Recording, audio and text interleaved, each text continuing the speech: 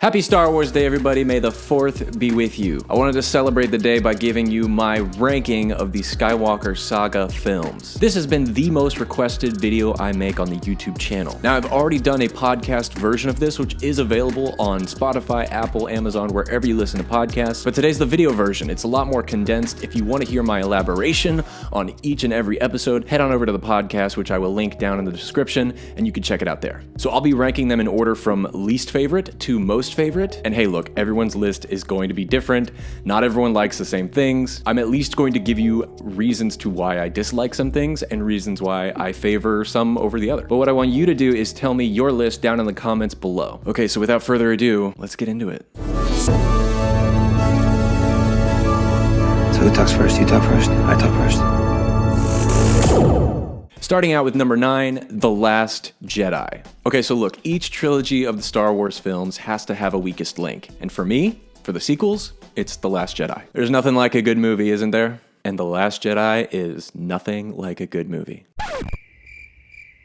All kidding aside, look, this movie is a favorite among tons of Star Wars fans, so my goal is not to lessen that or to take away from anyone's enjoyment. So here are some reasons on why it is my least favorite Star Wars film. So when I first saw The Last Jedi, I lost that very thing that I felt in every Star Wars movie, hope. The movie felt very chaotic in its tone, its themes, and plot saturation. I didn't really know where the story wanted to go or what it wanted to say. It was also the first time for me that a Star Wars movie felt very small in scope, as opposed to the grand space adventures that Star Wars had been in its predecessors. Now look, I do recognize that the movie had great visual effects and wonderful composed music by John Williams. But the things that didn't work for me were the vapid screenplay, the poor directional choices, and an uninspiring story. Look, I do admit that some of the ideas and concepts in the film are fascinating, and they could have been a lot better for me if a lot more care went into the script, because if I think more time was spent on the script itself, this would have been a very inspiring story. And the biggest credit I have to give to this film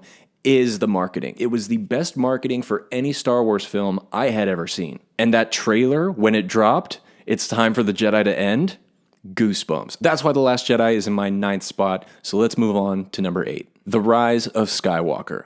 Somehow Palpatine has returned. Somehow, Palpatine has returned. Yes, this movie has a lot of problems, but if you put all that aside, it is still a fun, nonsensical ride from beginning to end. And therein lies the problem. This film never gives the audience a chance to breathe, and therefore you're disconnected as a viewer. You know, it's really hard to discover the motifs in a film when every 5 minutes your characters are running away from something. I mean, all the emotional character moments in this film were lost by visual noise. We never resolved who any of our main characters are. Finn never told Rey he was Force sensitive. Rey never really discovered her true independence. We never found out what the hell Poe was fighting for. And Kylo Ren's redemption was so forced that we never even learned who Ben Solo was. I mean, he didn't even say a single line of dialogue when he transitioned. And Palpatine returned because he's evil? And to me, the best part of the film is Ian McDiarmid. And that was a last-minute casting decision. And it leads me to wonder, what would this movie had looked like if it didn't have him? Would it have any redeeming qualities at all? So look, I find it rewatchable, it's fun, it's easy to put on in the background when you're doing something, but it is number 8. So let's move on to number 7. The Phantom Menace. Another major letdown to a lot of Star Wars fans out there. Now, this movie holds its 7th place in my list, similar to that of The Last Jedi, chaotic tone. Oddly enough, however, I still find The Phantom Menace extremely rewatchable. Its achievement in VFX, sound, editing were decades ahead of its time, and it has to be commended for that. And oh my god, the pod race scene! The pod race scene is incredible. Easily my favorite part of the movie. Also, we have to mention that this film gave us one of the best pieces of Star Wars music, Duel of the Fates by John Williams. However, all of these great things are canceled out by wooden filmmaking. On paper, The Phantom Menace has a really good, strong story to tell, but it's the execution that distracts you from that. And it's just that. If George Lucas had put as much love and attention to the dialogue and the writing of the script as he did with the visual effects and the editing, this would have been a phenomenal film. From the director to the dialogue to the lack of directional awareness, The Phantom Menace is in spot number 7. Moving on, talking about number 6, Attack of the Clones. This was the first movie to ever be shot completely 100% on digital film. But just because you're the first at something doesn't mean it's always good. This movie was beloved to me as a child. I mean, hell, even today. I love this film. Call me an apologist. The lightsaber fights, the speeder chase at the beginning, the side missions where Obi-Wan is on like a detective story. But let's face it, the VFX were out of control. The love scenes were creepy, and the dialogue was worse than the previous film, which is so hard to imagine because George Lucas hired another writer to help him fix that very issue. I'm not joking. Look it up. Jonathan Hale. So there's actually 2 people responsible for the dialogue in Attack of the Clones. And we go into way more depth on that in the podcast version of this episode if you want to check it out. I mean, the biggest takeaway from this movie is we find out that Anakin doesn't like sand. Kidding aside, there is a story there. It's shrouded behind a bunch of political speak and visual noise, but it's there. But we find out in this movie that the Emperor was manipulating the war, we found out what the Clone Wars were, and we got excellent setups for how Anakin would turn into Darth Vader. My favorite scene in the movie is when Anakin finds his mother and holds her in his arms as she passes away. It's so powerful, and the music behind that scene is some of the best John Williams music I've ever heard. So moving on to number 5, Return of the Jedi. Now when I was a kid, I found this film to be the most boring of the original trilogy.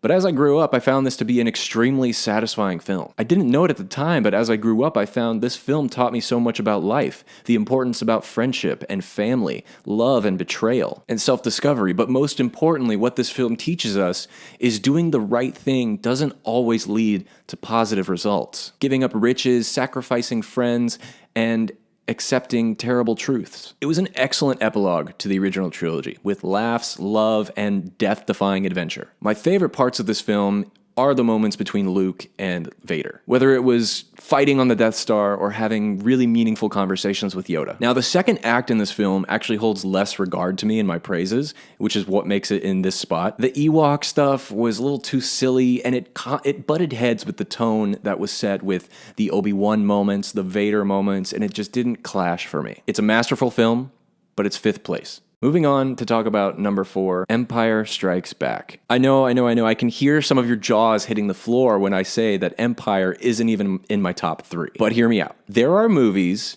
and then there are films. The Empire Strikes Back is cinema at its purest form. Writing, cinematography, performances, score, production design, and every other aspect of filmmaking is done to its apex level in this movie. If Empire Strikes Back had lungs, it would sing. The director, Irving Kershner, brought to life the most thought-provoking, heartfelt, visionary example of what a Star Wars film could be. And this movie was ballsy. It broke a lot of rules at the time that were set for filmmaking. I mean, one, they had a supporting character be a Muppet voiced by Frank Oz. They separated the 3 main characters on their own individual journey. And it introduced new, deep themes that bended the genre of science fiction. And yet, with all these new elements, the film doesn't feel complex at all. It's actually really easy to follow. It captures that wow factor that every movie wishes they could do by bringing out the spectacular within the mundane. A lot of people will say that Empire Strikes Back is the best made Star Wars film, and I will agree with that.